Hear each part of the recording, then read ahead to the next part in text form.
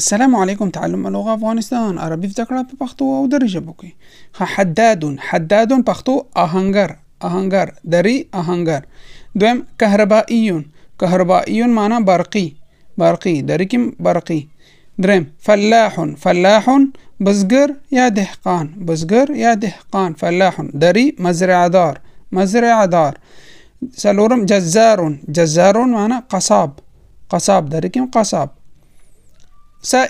سائق معنا موټروان دري راننده. بل شرطیون معنا پولیس.